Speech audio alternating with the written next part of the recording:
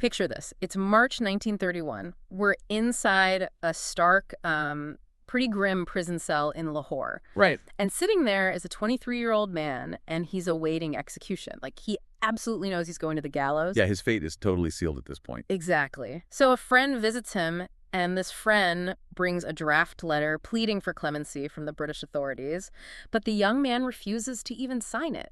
I mean, he won't even entertain the idea. No. In fact, on the very day he's scheduled to be hanged, he is sitting there calmly reading a book by the German Marxist Clara Zetkin. It's called Reminiscences of Lenin. Right, just doing some light reading before the gallows. Seriously.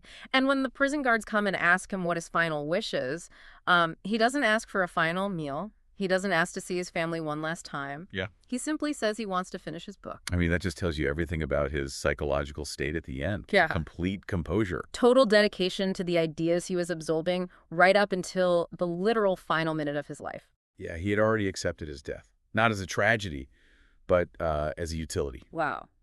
Welcome to this deep dive for pplpod. Today, we have a mission for you. We are going to unpack the Wikipedia biography of Bhagat Singh. Yes, an incredibly famous Indian anti-colonial revolutionary. Right, who lived this tragically, brutally short life. I mean, executed at just 23, but left behind a legacy that fundamentally shaped the Indian subcontinent. And our goal for this deep dive isn't just to recite history to you. We want to understand the mechanics of a legend. Okay, let's unpack this.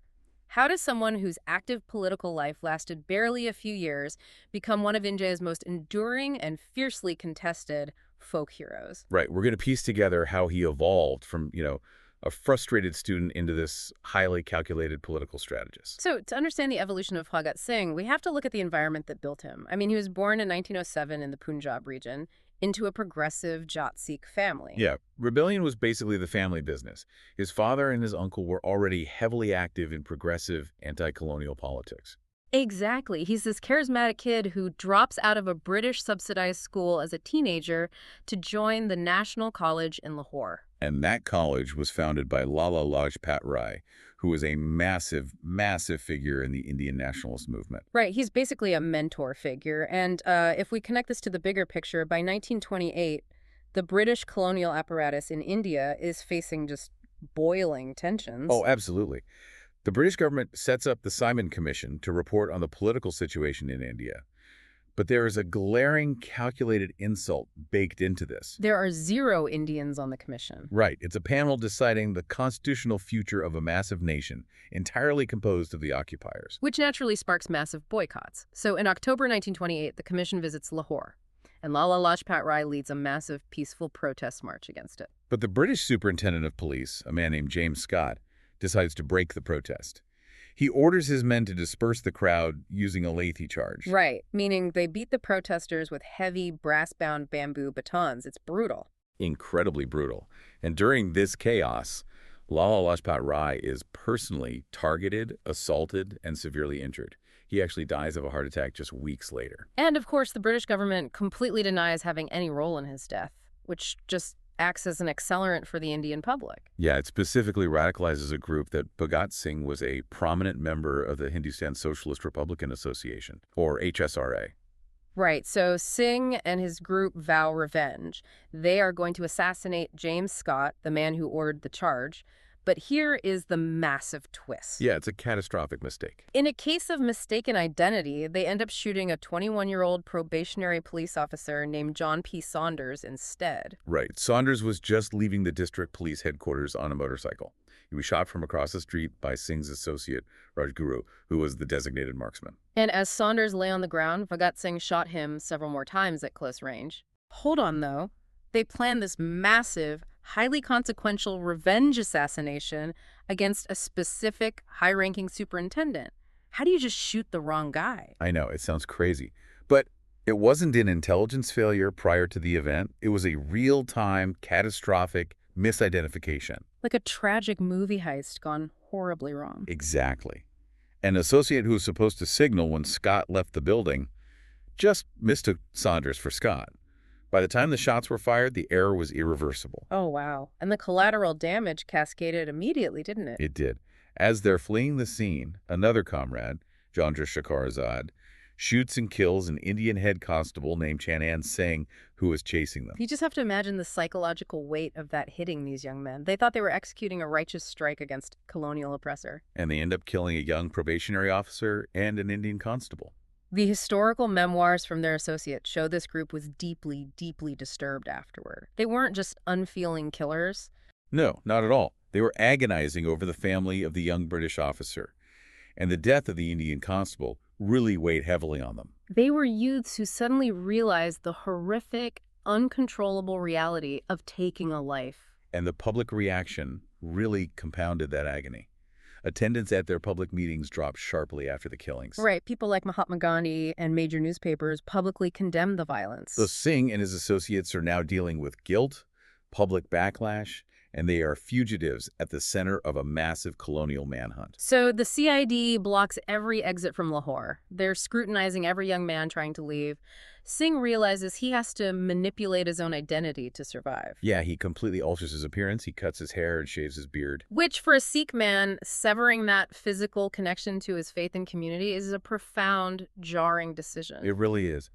But he puts on a Western hat, boards a train posing as a highly westernized husband, and travels with Durga Devi. Right, the wife of another revolutionary. She poses as his wife and carries her sleeping child.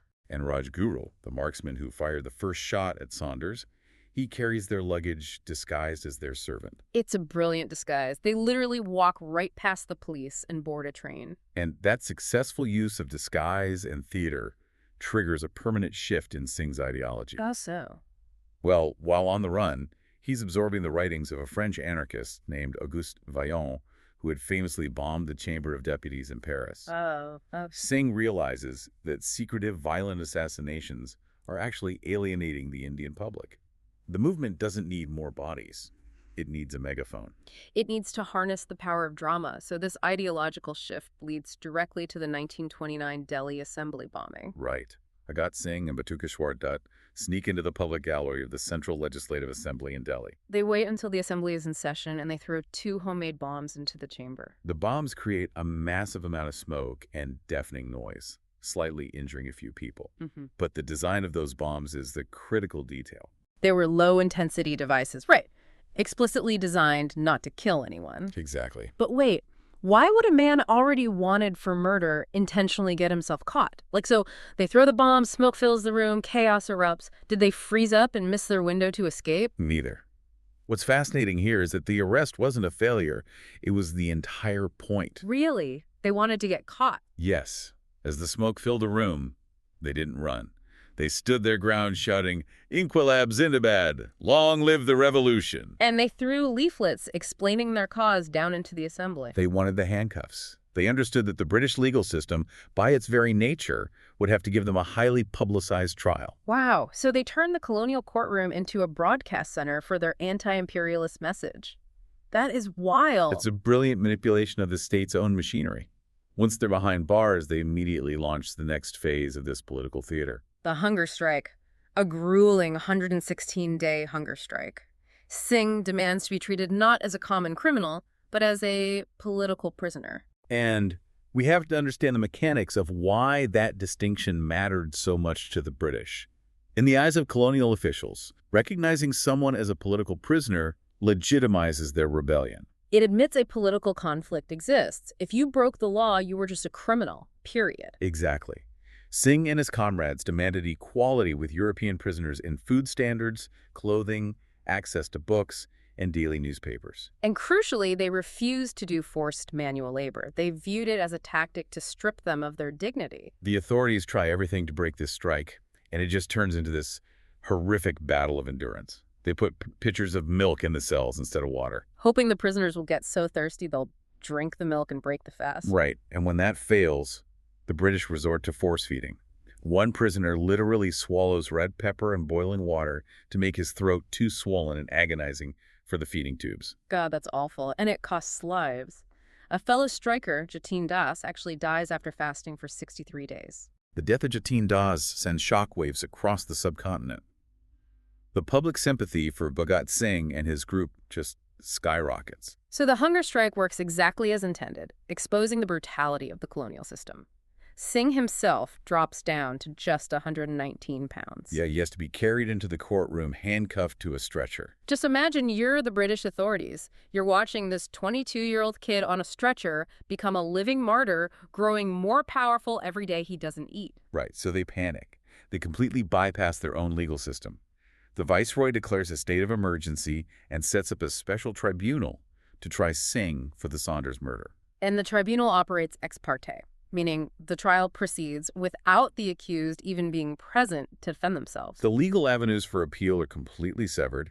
The authorities just need this resolved before Singh's popularity destabilizes the entire region. Here's where it gets really interesting. You have this image of Bhagat Singh's physical body wasting away, right? He's starving, beaten, handcuffed to a stretcher. Yeah. But mentally, his worldview is expanding rapidly. He's locked up, but his mind is just exploding with new ideas. Absolutely. While his body is confined, he is devouring global political theory.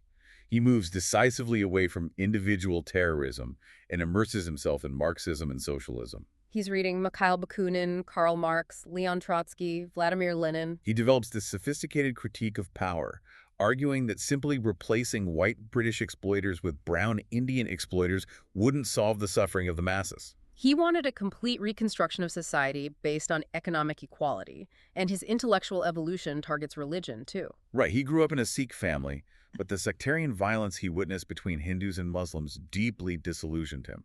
He becomes a staunch, vocal atheist. Which leads to a really specific interaction in prison. A Sikh inmate named Randhir Singh scolds him. He tells Bhagat Singh that he's giddy with fame and that embracing martyrdom has inflated his ego so much he thinks he doesn't need God. And Singh's response is the famous essay, Why I Am an Atheist.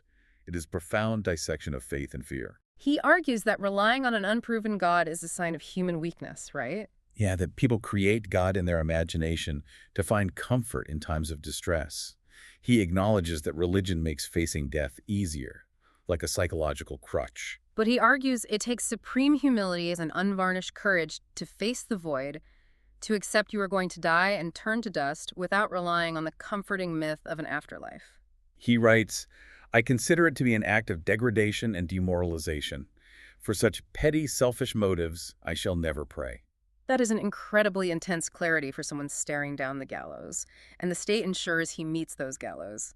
Singh, Rajguru, and Sukhdev are scheduled to be hanged on March 24th, 1931. But the authorities are terrified of public riots, so they move the execution forward by 11 hours, hanging them in the evening of March 23rd.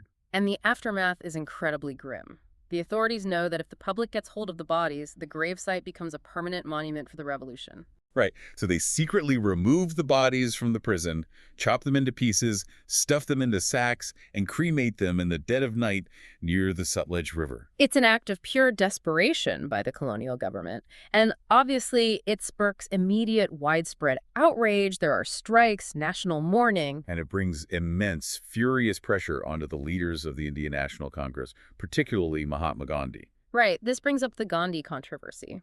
When Singh is executed, Gandhi faces furious crowds. Young people wave black flags and shout, "Down with Gandhi," because they feel he didn't use his massive influence to save Singh's life. It's a really complex situation, and to be clear, we are strictly looking at what the historical sources say here, not taking any political sides. Of course, totally impartial. But I try to look at this dynamically. It's like asking the leader of a strict, peaceful protest movement to personally leverage his political capital to bail out a rioter. Right. Gandhi's entire philosophy was rooted in nonviolence. He fundamentally condemned the assassinations. But did he just step aside and let the execution happen? Like, did he really do nothing? No, the sources show he didn't just step aside, but he was operating within strict limitations. He privately pleaded several times with the viceroy, Lord Irwin, to commute the death sentences. He even visited the viceroy personally days before the execution, right? Yes, and sent a fervent letter on the very day they were hanged. Gandhi told the viceroy that while he abhorred their violent methods, he admired Singh's patriotism. But the viceroy doesn't budge. He doesn't. Irwin believed that under colonial law, the penalty was deserved, and he refused to let political pressure override the empire's legal machinery. So Bhagat Singh goes to the gallows at just 23 years old. So what does this all mean? How does a legacy built in just a few short years manifest today? Well, looking at the landscape of modern Indian politics in our sources, his legacy is a massive paradox. Today, Bhagat Singh is claimed by almost everyone across the political spectrum. Right, Gandhians, the parliamentary left, right-wing Hindu nationalists, Sikh nationalists, they all use his image. And almost every group that claims him has to strategically ignore a fundamental part of his actual ideology. I mean, Gandhi-inspired nationalists praise his sacrifice while ignoring his sharp critiques of nonviolence. The parliamentary left loves him, but they ignore his early anarchist leanings. And right-wing and Sikh nationalists constantly use his image, which is staggering when you consider he was a militant Marxist and a staunch atheist who wrote essays calling religion a crutch for the weak. It's wild. Because he died so young and his sacrifice was so absolute, he didn't live long enough to become a complicated, aging politician who compromises. Right, the image of the young, handsome martyr becomes a vessel for whatever the public needs to project onto him. Which really makes you think about how we process martyrdom today. When someone dies that young for a cause, we just project whatever we want onto them. Yeah, especially in an era of digital echo chambers. In his leaflets, Singh wrote, "It is easy to kill individuals, but you cannot kill the ideas." But given how his specific, deeply held Marxist and atheist ideas have been stripped away just to put his face on a political poster, did his specific ideas actually survive? Or did we just fall in love with the image of his sacrifice? It's something for you, the listener, to mull over. Exactly. When a figure is turned into a universal icon, the nuances of who they actually were are the first things to get erased. Are we actually preserving their ideas or just keeping the face? It's a lot to think about.